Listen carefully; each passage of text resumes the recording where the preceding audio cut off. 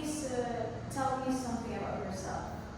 Yeah, my name is Khánh Bảo, and you can call me in this Bảo. Currently I am a grade 9 student at Võ Lạc Secondary School in Quảng Yên Commune, which is located in Phú Thọ province in the northern of Vietnam. The hometown where I live is surrounded by vast rice fields, gentle hills, and small rivers, which gives it a sense of calming and scenic atmosphere. Alright. Now let's begin our speaking test with the topic accommodation. Let's talk about accommodation. Do you live in a house or a flat?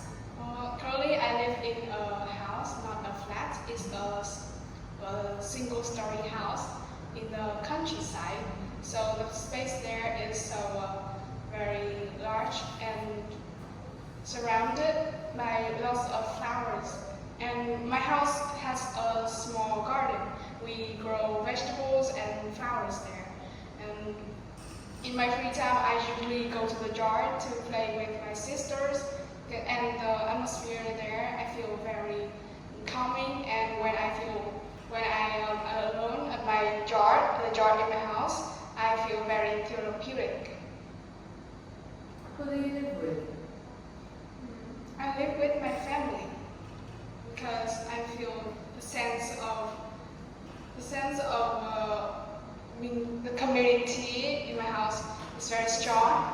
Yeah, and being with my family gives me a sense of warm and cozy at home, and my family also has nice talks and always willing to support each other. How long have you lived there? I have lived there since I was born, so now it's over 13 years now. Because currently I'm 14 years old, so I feel that in the future I will continue to live with my family until I pursue my dream university. What's your favorite room in your home?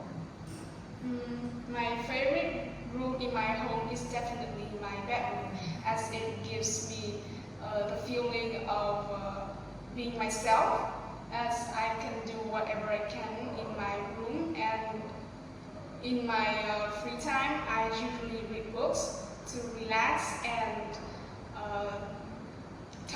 chatting with my sister to broaden my view of the world around me. Is there anything you'd like to change about your home? Yes, despite the fact that I love my home, but it still contains it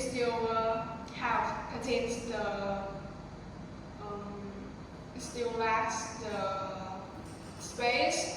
In the future, I want my family to enlarge my room, especially the living room, with small space for myself and my family to talk and chat in the evening.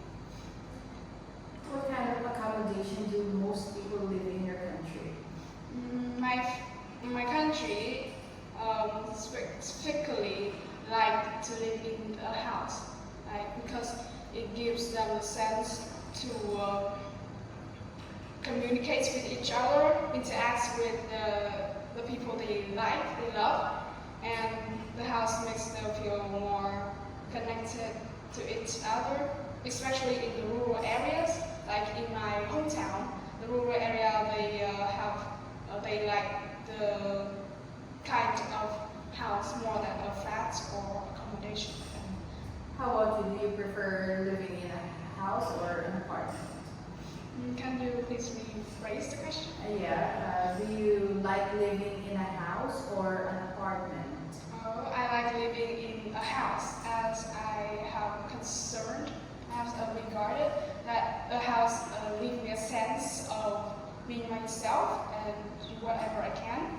So living, as compared to living in an apartment, it can't give me the full sense of those feelings. Do you work or do you study? I'm currently a student. Is So let's talk about study. What's the most difficult part of your study? The most difficult part I feel at my study is actually dealing with difficult tasks or feeling stressed at times, because in the test times I feel that there are loads of difficult tasks to deal with, and all those things happen at once. So yeah, living with stress or feeling isolated because there's no one to only to talk with, so I have to try myself. What do you plan to do after graduation? After graduation, I want to become a teacher to teach the students in my hometown, because I think they're feeling as me when I was small. I feel like scared of the world around me and have little knowledge about the specs. Sometimes I feel I want to study with, spend time with others, because as it gives me the feeling of connection, I feel warm and warm-hearted, and they will give me the feeling of happiness as well. But also, besides, I also like to study alone, because sometimes studying with my friends cannot let me all the feelings of independence to study, and I feel most productive when I study alone. How do you organize your time or your study time? My study time, I organize by making a plan to study. I like making specific plan to follow, and I like to according to my plan and do it without any distractions. Now let's talk about social media. How often do you use social media?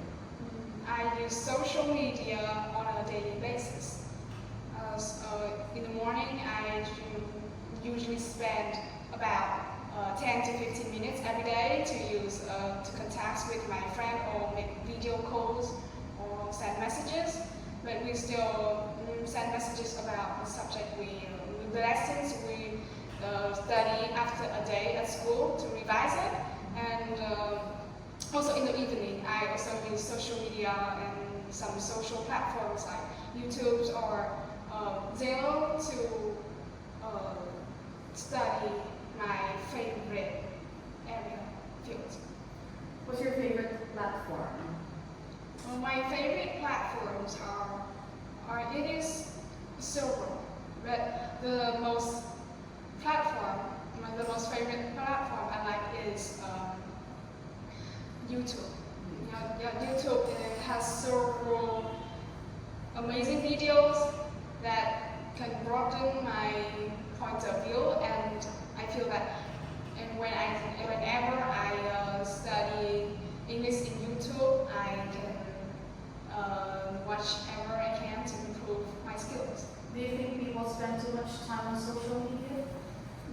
Actually, I do think that people nowadays use social media more often, because it's like a type of distracting platform, and it has the opposite side, is that people cannot concentrate fully to their work or their study or in their educational work. But the social media also has a positive side that people can gain deeply from it. Okay. That is the end of part 1. Moving on to part 2. Describe a difficult decision you made. I'm going to give you 1 minute to prepare for this.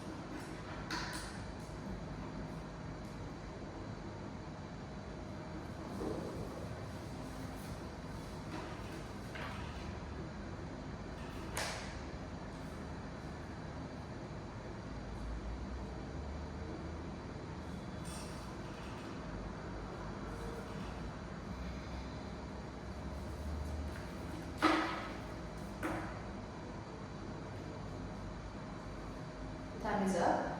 Describe a difficult decision you made. Okay, so what you see, the difficult decision I've made is to taking part in the English competition last year when I was in grade 8. That's the time when I have loads of homework and tasks at school to solve with. But at that time, my English teacher advised me to take part in that competition, the communicating English competition, to improve my communication skills and gain deeper knowledge. At that time, I felt a little bit scared and nervous. I feel like I have had butterflies in my stomach, but then she advised me not to be too worried about that and be calm as every day you talk to others. And so that time I decided that I will take part in that competition, that test, and on that day I still speak as she had said to me. I spoke clearly and normally like every day else, and as the result it's not as perfect and good as I have supposed, but in the end I feel like the lessons I've gained is that in all the time I still took part in the competitions like that, and I will not feel, and I feel like I will not have to be scared anymore. And from that experience, I feel that I've gained better knowledge and gained deep insights as well. What kind of decision do people usually make in their lives? Can you please rephrase it? I will just repeat the question. What kind of decision do people usually make in their lives? Decisions? Yes, decision. Like kind of what? They decide. Oh yeah. Okay, so they usually decide to make decisions on important parts, like to deal with difficult tasks or should need an advice from other because they feel it is difficult and cannot deal with.